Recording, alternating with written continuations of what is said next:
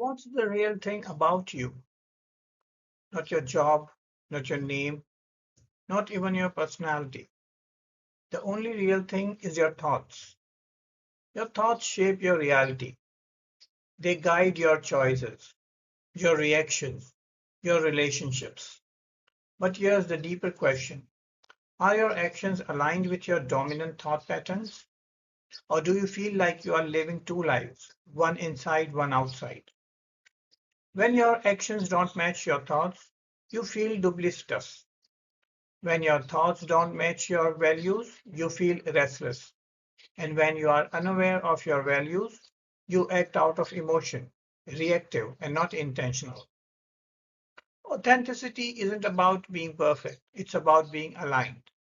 It's about knowing your core values and letting your thoughts and actions reflect them.